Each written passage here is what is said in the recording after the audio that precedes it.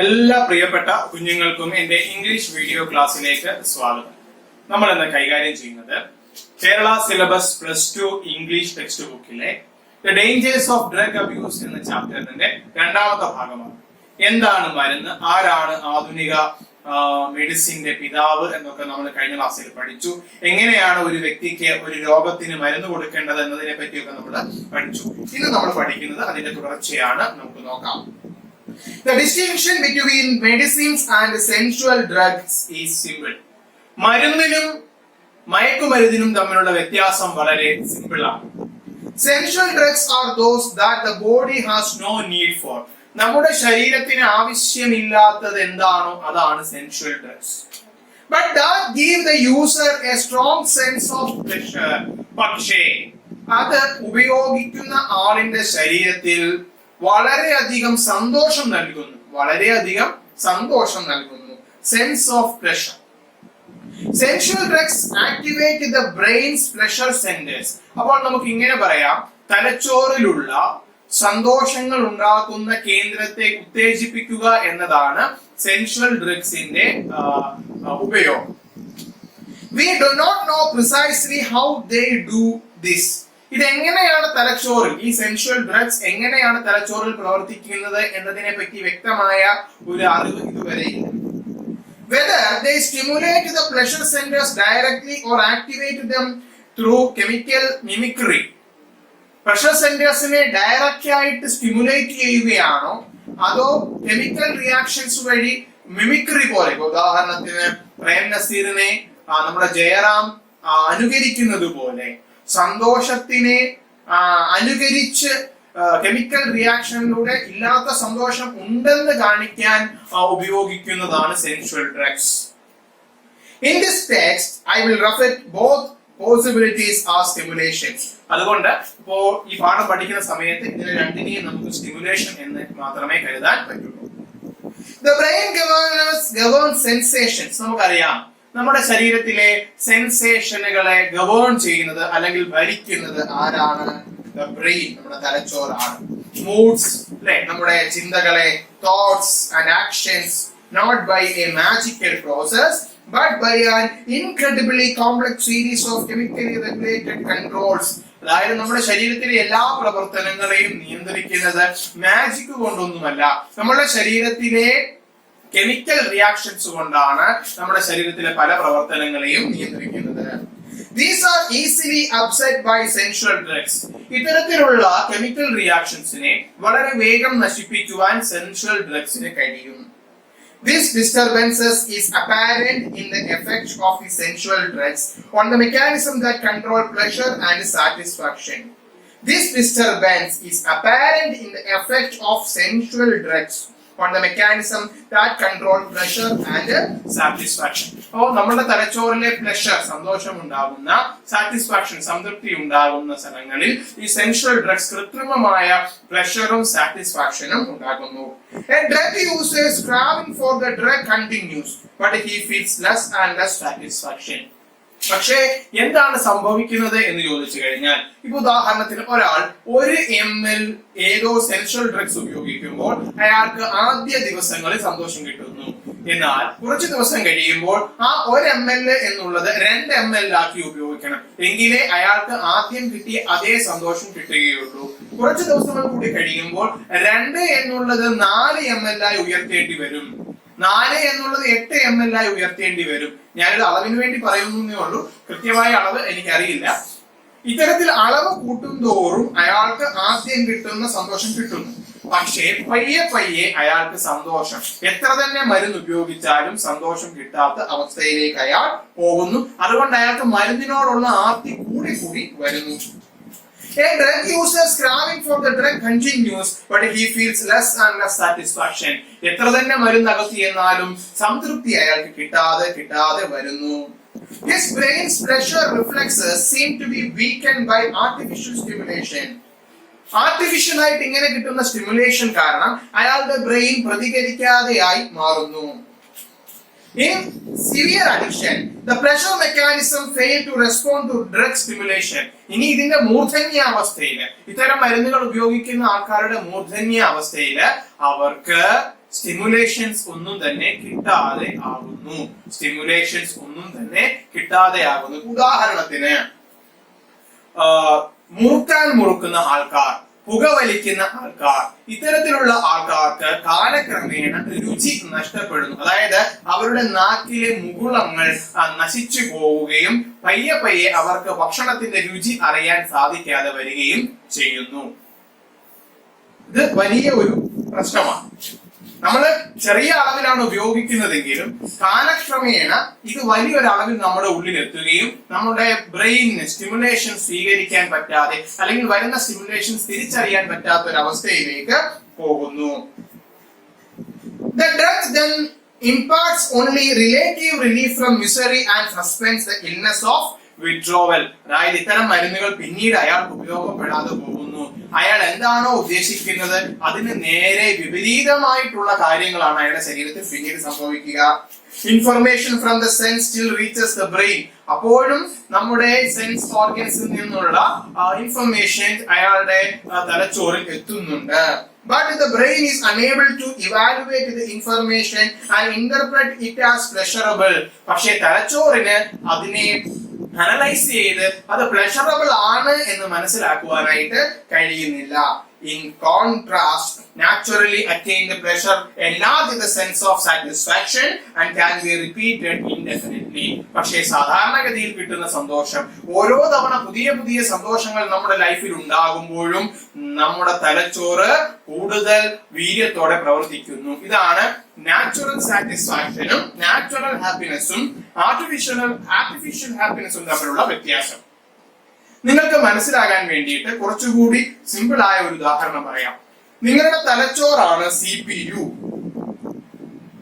നിങ്ങളുടെ തലച്ചോറാണ് CPU.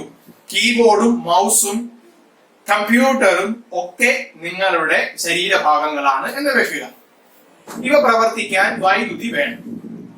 നിങ്ങൾ കീബോർഡിൽ കൊടുക്കുന്ന ഇൻഫർമേഷൻ, നിങ്ങളുടെ കീബോർഡ് കംപ്ലൈന്റ് ആണ് എന്ന് കരുതുക.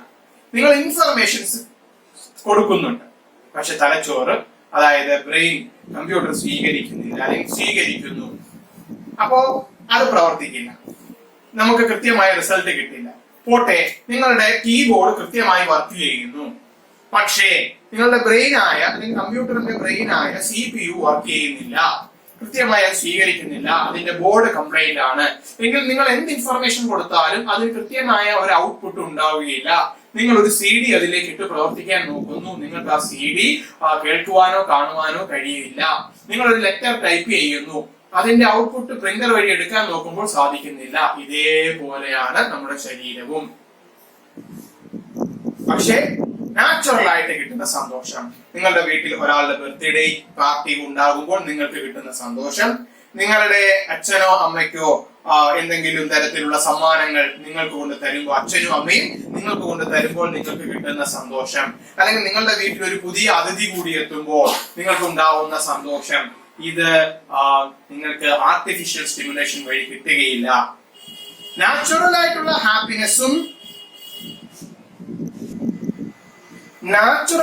ഹാപ്പിനെസ് ഓരോ തവണ കഴിയും തോറും കൂടി വരും.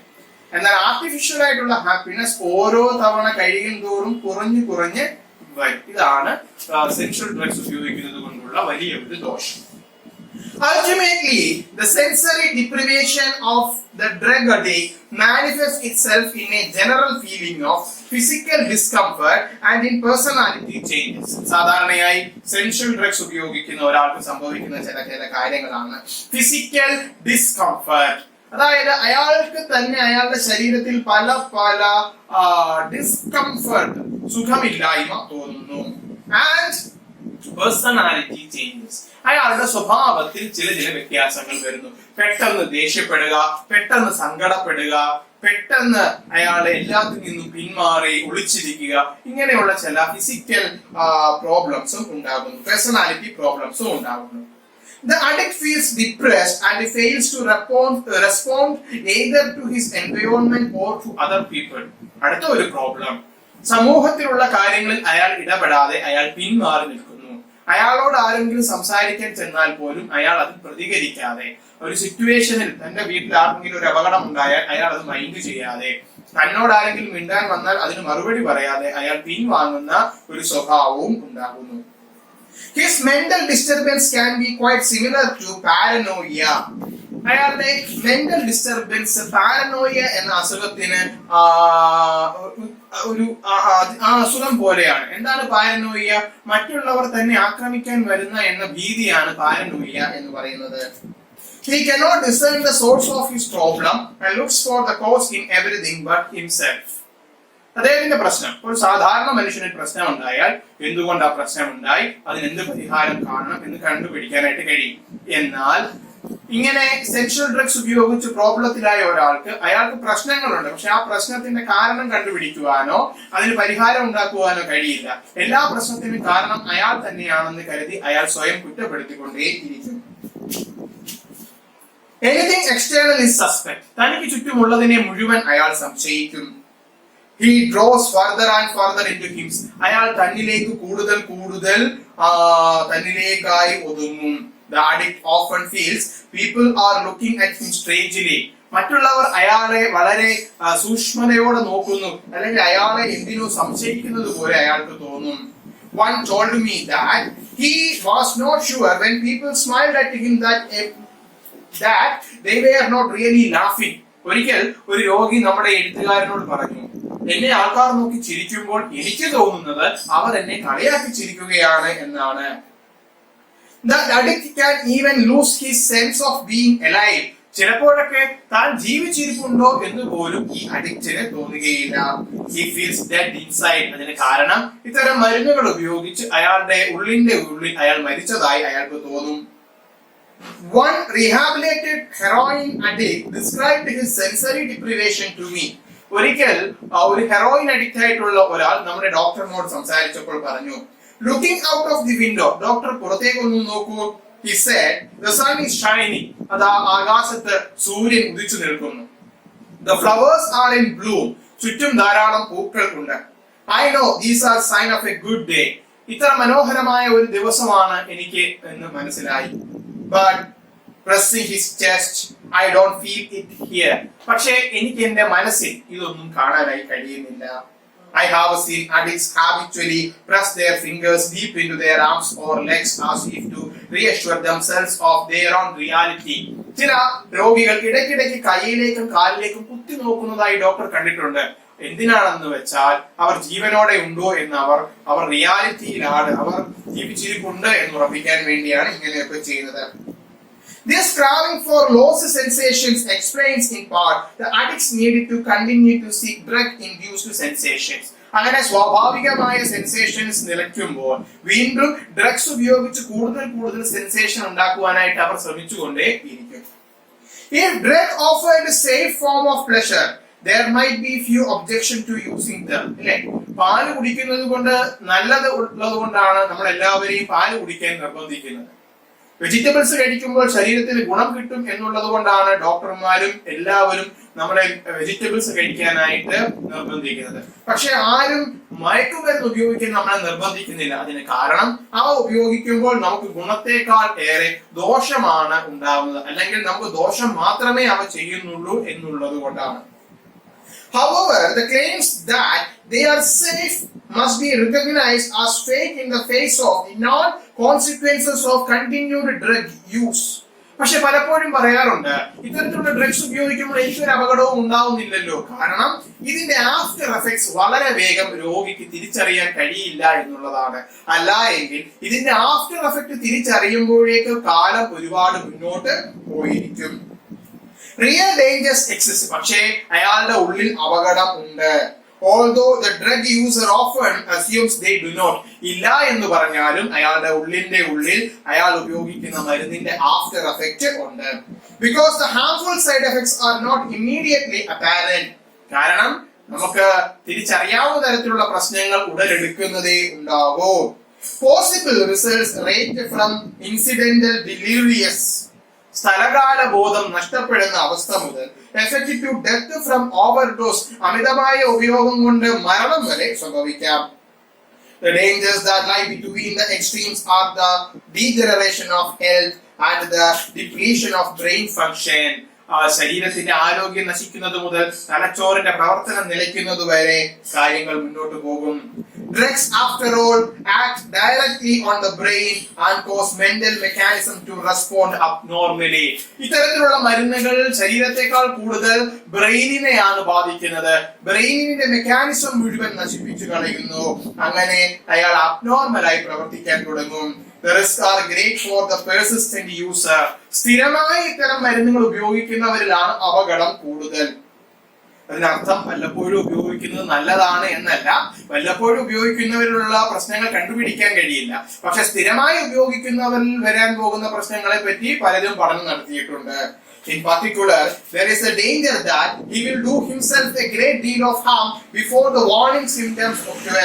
അതായത് അയാളുടെ ശരീരത്തിൽ എന്തെങ്കിലും തരത്തിലുള്ള പ്രശ്നങ്ങൾ ഉണ്ട് എന്ന് കണ്ടുപിടിക്കുമ്പോഴേക്കും അയാളുടെ ശരീരം വളരെ വളരെ നശിച്ചിരിക്കും. അയാളെ പിന്നീട് ഒരിക്കലും തിരിച്ചു കൊണ്ടുവരാനായി സാധിക്കാത്ത ഒരു അവസരത്തിലേക്ക് എത്തും. ഇത്രയും നിങ്ങൾ വ്യക്തമായിട്ട് പഠിക്കുക. ഇതിന്റെ അടുത്ത ഭാഗം നമുക്ക് അടുത്ത വീഡിയോയിൽ കാണാം. Thank you so much.